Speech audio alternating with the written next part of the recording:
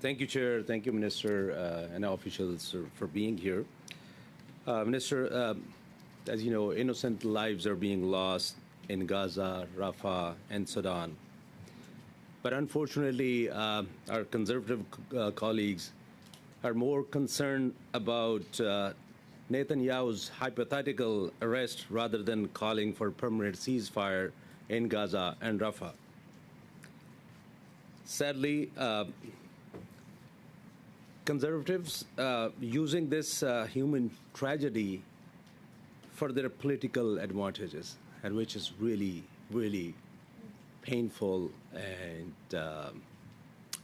this meeting was dedicated for Gaza and Sudan, and they're coming for different question, diverting, but conservative have not once called for a ceasefire since this tragedy started. And this is the tragedy of this century.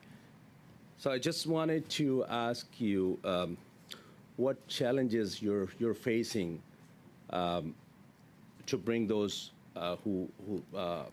from people from Gaza or Sudan, to bring them here under that measures you announced.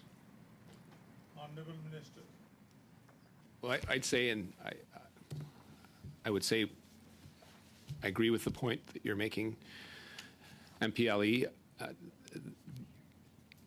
There are people dying, whether it's Sudan or Gaza, and Canada is expected to act.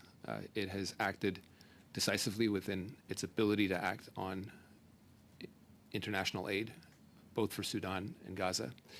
We have landed hundreds, if not 1,000, refugees from Sudan since events broke out.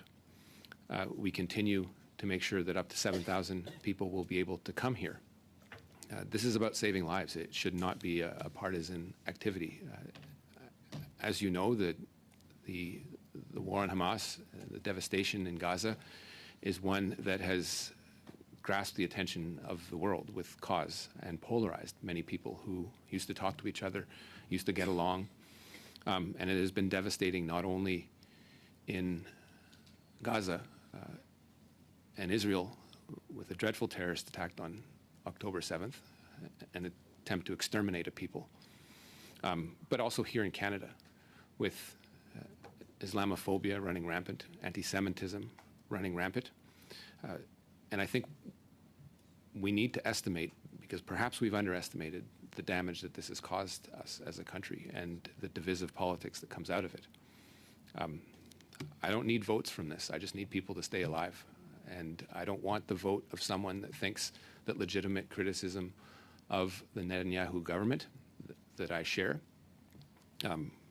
equates to picking on Jews in this country and targeting them. If those people have that type of thinking, I don't want their vote.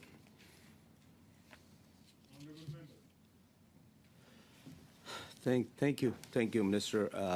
I, along with our colleague Salma Zahid, we had an opportunity to visit Palestine, and we heard the stories on the ground, how the people are going through.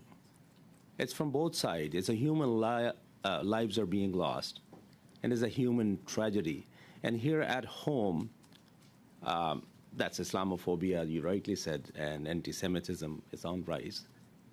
And our conservative friends exploiting the situation rather than bringing people together. So I agree with you. We should not be using this as a political issue.